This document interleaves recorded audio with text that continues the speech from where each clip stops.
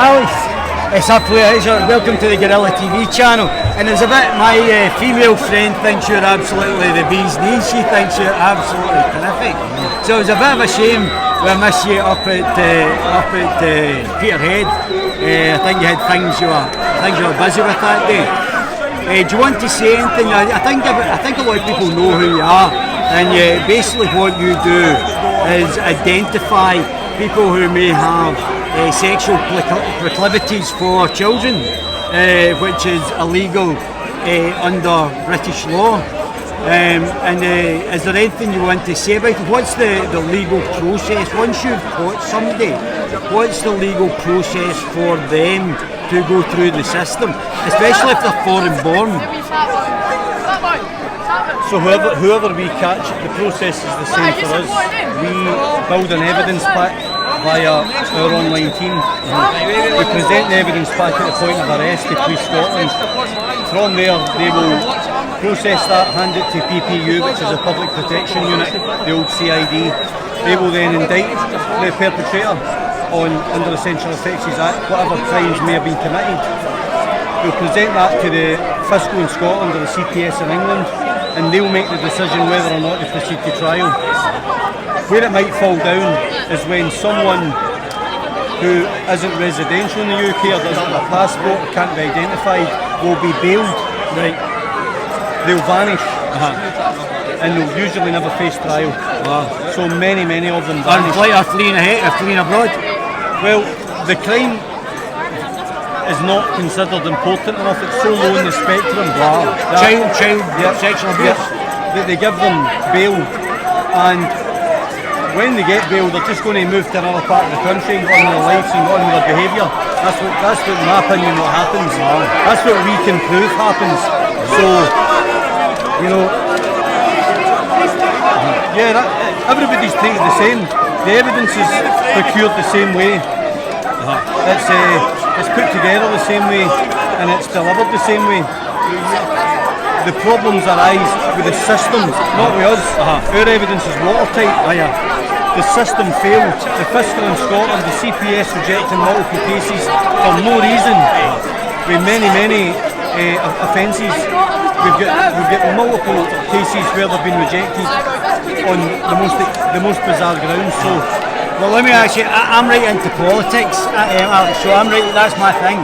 So I do politics, political theory, and that's what I believe. So this will affect you, but it might be above you. So you might not have. I might not feel it relative, but I would say it is relative.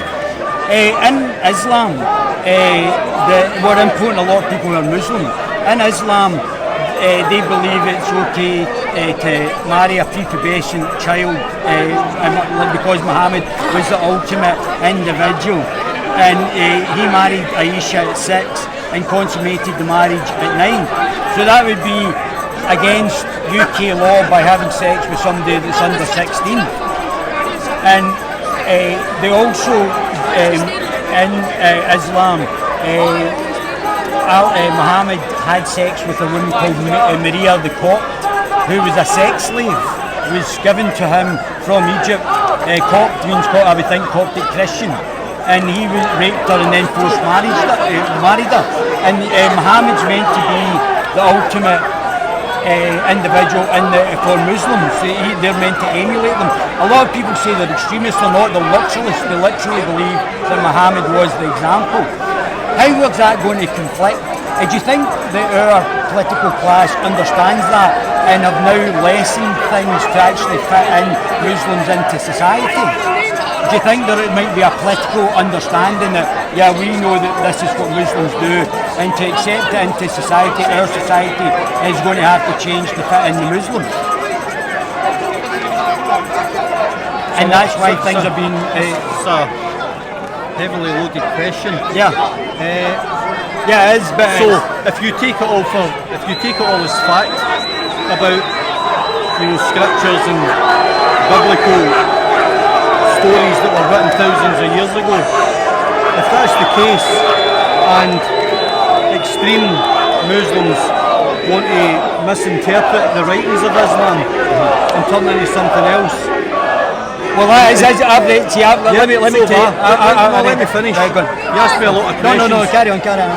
So if they want to turn that into something else and then practice it in the modern world, where the age of consent 16 in Western countries, but if they've came from a country where the demographic accepts that the age of consent can be as low as 9, that can't be practiced here. This is a country with Christian values. But I think that, do you think the powers that be are now changing it to accommodate? Well, if you look at anything logically, right, you won't find any rationale to explain their current actions. Yeah, exactly, that's what I'm thinking. Right, so I can't find anything. I've looked at it very rationally. The only explanation I can see is that they're trying to overrule Christianity, especially in the United Kingdom, for reasons I don't understand. Because logically, you're bringing a darkness here. You're bringing the extreme end of the spectrum of Islam here. Radical Islam. Literal Islam, I was saying. Which is acceptable nowhere on earth, unless you want to live in the Dark Ages. So, your question was long, and there was loads of avenues. There was definitely too long a conversation for here. We'll maybe get you on and we sit down and get a chat. I do believe that some form of Islamification is fully underway. For reasons I don't understand. You could look at oil. You could look at corporations. You could look at the money that comes from, Saudi Arabia or the globalist agenda for the move towards a one world currency and one world government. That's where logic takes you. That's right. So logic takes you there. Conspiracy theories you don't need, because you only need to follow the money and follow the cloud, and it takes you there. That's right. I think we would both get to the same outcome, but in a kind of convoluted way. So I probably agree with a lot of what you're saying. So let me put this to you. There was a guy. So this is actually a true story. There was a guy in a nightclub. The young fella was only 18, and he met a girl in the nightclub and had sex with her. It later transpired that the girl was 15.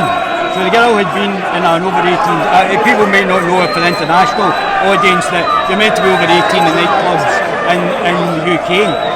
And he got arrested for having sex with the child. What's your thoughts from a moral point of view on that scenario? Because the child shouldn't have been in the nightclub in the first place. She should have been checked by the bouncer. Okay. He shouldn't have been. I understand it. I've been involved with nightclubs, so that's a question that's got absolutely nothing to do with what you do today. I know, but I'm just saying, because obviously that's what. So you're talking about criminalising someone for a bad judgment. If in doubt, leave it out. If in doubt, don't go near it.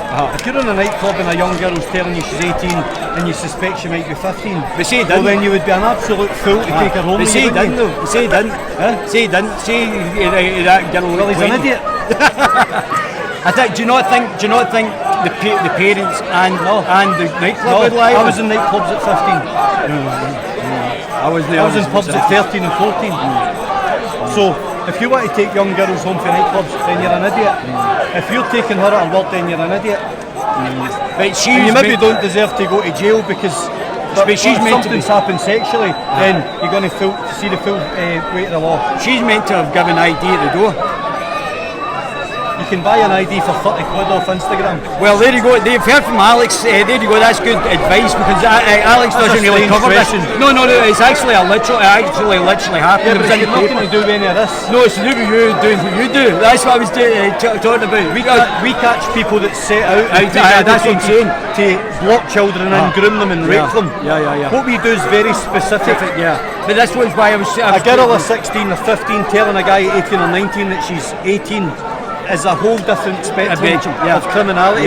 That's like a young guy leaving a nightclub and urinating at a door and getting put in the sex offenders register. That's disgusting. He's not a sex offender. No. He's relieved himself because he's in alcohol. But I think people look to you, Alex, because you do what you do. I don't make the law. No, I don't. I understand. I'm no judging jury. No, I understand. I know what a paedophile is. Yeah. And that's what I think people look to you for, to see what your sort of judgment is on that. And I think they admire you a lot. As I said to you, my female friend thinks you're absolutely terrific. Be careful who you admire. Alex, Mr. Cairnie, thanks very much, buddy. Thanks for having me on TV chat. Well, I thought that was fascinating, and I thought it was very interesting for him to actually do what he does. He's protecting children.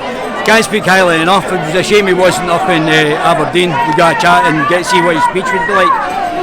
My baby gorillas will leave you to that for that to be decided upon.